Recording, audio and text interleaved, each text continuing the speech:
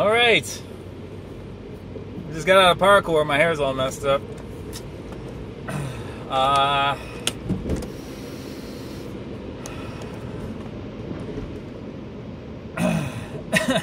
Talking earlier about health. Simple health. So I was just in there for an hour, just messing around, just playing around. As long as you're careful with things, that's the thing. Incrementally stretching my comfort zone, not trying to let anybody. The one instructor there wants to start teaching me front flips. I have zero interest in front flips. I'm not there trying to learn to move. I'm not trying to be fancy or anything, you know. And that's what it is, I guess. It keeps it simple, but it also keeps it safe that I'm. How would I say it? I don't have any real ambition with it. I'm not trying to be the best in the world. I'm not trying to be, you know,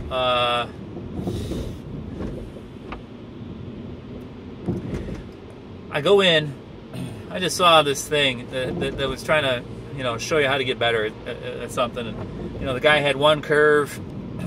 If you try with this certain intensity or amount, you'll just be frustrated because it's beyond your it's beyond your ability, really. So you just get frustrated, you know, trying to. So say I'm trying to deadlift 500 pounds, and you know, that's going to take me forever. And I mean, who knows if I could ever even do it? I would have to, you know, cut out a whole lot of stuff for myself, and then, you know, there's always risk of injuries at the extent. But anyways, the point is, if I was trying to do it too fast, I would get frustrated, because when you try for a goal like that too hard, a lot of times you're going to end up just getting injured, because you're going to train too hard, you're going to ignore the signals of your body, and overtrain, and then you're not stopping, so your body will say, well, we need to stop.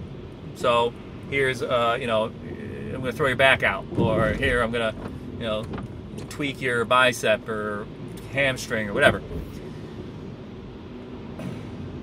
Either way, one way or another, you end up, it's more frustrating if you try to scrunch the timeline or overextend, go too far past your comfort zone, your ability.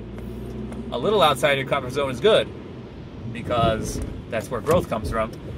But too far, you're frustrated. But then also the same thing, if I went in there and I was doing the same thing over and over again, or if I was always deadlifting the same weight, I would get bored.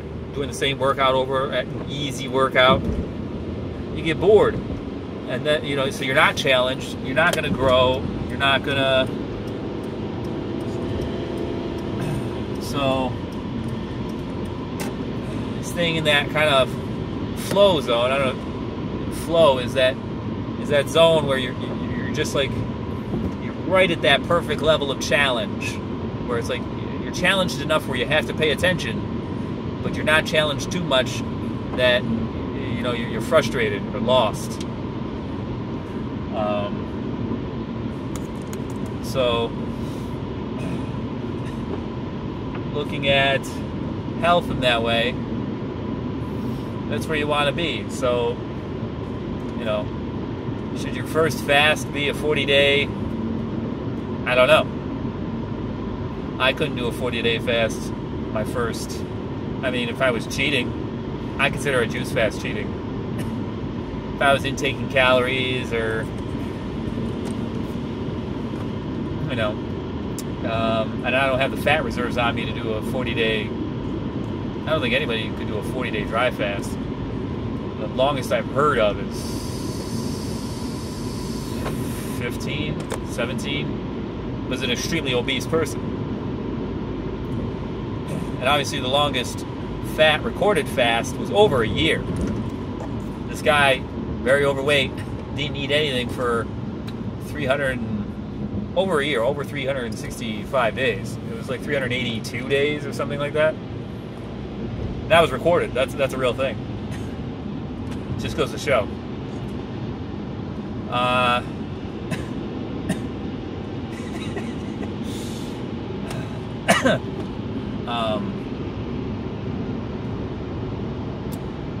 So just trying to, I don't think God will let you drop into that bored zone of spirituality. Now that I'm thinking about it, I think that you'll be frustrated by life. You'll always be challenged one way or the other. Your challenges will either come from you're missing the mark, you're missing the whole point, you're sinning, and you're dealing with that nonsense. You know, what a web we weave when we practice to deceive. You know, people who lie, people who cheat, people who steal.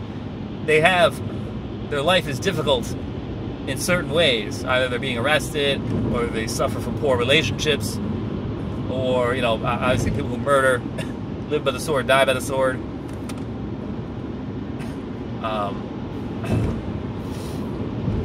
You know, those people have their own problems.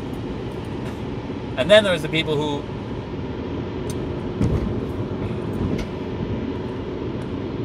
are trying to do the right thing, are trying to not sin, following the commandments.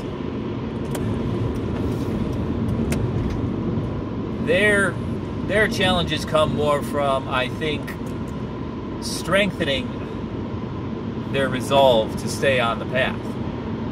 They're strengthening their ability to resist temptation, resist the allure of pleasure, power, you know, the senses. You know, that apple looked good. It looked good for food. It looked tasty, mighty tasty. It would be nice to have that, the same wisdom of good and evil that God had, the knowledge of good and evil. But, you know, Jesus, after 40 days, could have summoned some bread. Would have been mighty nice. But no. He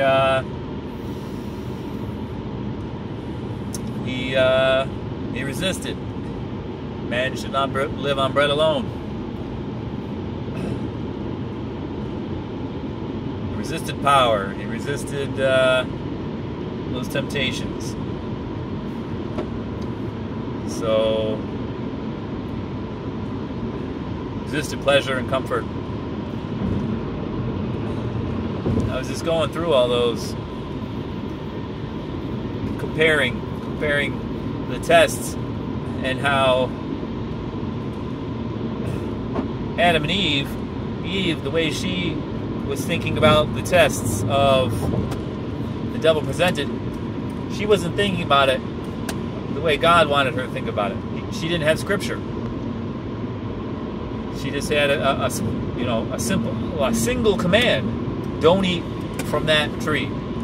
That was the command. Don't eat from that tree. There was literally, I don't think there was really any other way for them to sin in the Garden of Eden except for eating from that tree.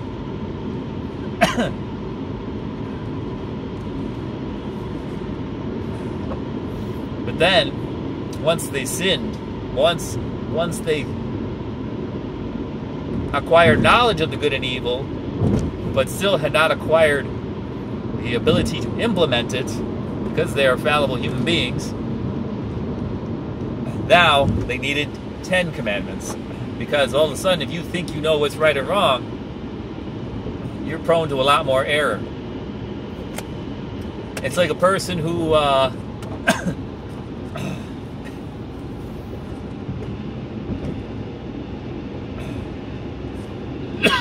excuse me, thinking of a good example here. I think I got one. It's like a person who thinks they know the route, like from my, I'm driving from my house to, my destination, And if I think I know the route, I'm gonna be doing, but it's the wrong route. Say it's the wrong route, or there's construction and I have to take shortcuts and all this jazz. If I think I know the way, but I don't really know the way, then I'll just find it. I'll just find. I'm gonna get way more lost than somebody who knows that they don't know the way. You understand what I'm saying? So Adam and Eve had no idea that there was good and evil. They were just like animals, I guess, just in the Garden of Eden, just enjoying life. Once they had it, then they were like a driver who thought he knew the way, but he didn't really know the way. I think that's a pretty good example.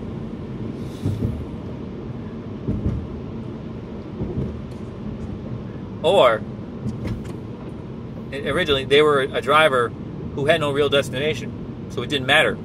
You can't get lost if you have no destination. So they're just going about their day. I'm hungry, I eat. I have to go to the bathroom. I'm tired, I sleep. Just like animals. Whereas after that, oh, I know what's good and evil, and I need to fix these things that aren't right. There's this thing, I know what should be happening here. I don't trust God to do it. I'm gonna... Yeah. So Adam and Eve were like a driver with no destination who can't get lost. Afterwards, they were like a driver who thought they knew the way, but they didn't. They had the wrong route memorized. I think I should go this way. I think it's shorter. I think I know a shortcut. Oh, I've said that once or twice. Yep, there you go. So, but getting back to health, a lot of people, they don't know what to do. God gave us, we didn't need a destination. We just followed our urges, and the world was set up for us to eat perfect, for us to have perfect health. Actually, yeah. The water was drinkable, potable, if you want to get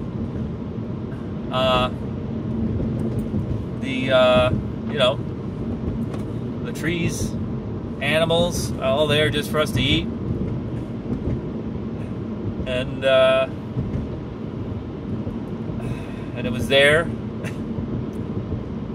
enough for us to thrive, but not so much that we, could get fat and lazy, and we still had to work for it, and every now and again go without so we could appreciate it. But then people get the wrong idea, and there's human sacrifices to bring in the rain and all this. I can't even imagine who's the first person to, how do you... Yeah, well, what if we kill this person? Just try this person. Oh, wait, no. That person we killed last time, they had sex before, so now we got to kill a virgin. We have to sacrifice a virgin. Let's see if that works. Oh, that works. Then you don't want to be a virgin. But I'm being facetious, but at the same time, I think it's a relevant example. So yeah.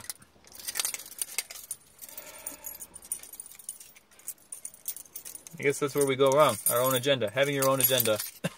Not trusting God. That's what faith is. Living by faith is just relying on God. I've had to rely on faith many times recently. And God has been coming through for me. Not always in the form, or on the timeline, but it's there. And that's the challenge for me, is to just trust that. And even if it's not there, still to trust it, because, that's the reason. there's something else. That's all. It's all part of the plan. Just be like the animals, I guess. No worries. All right. God bless.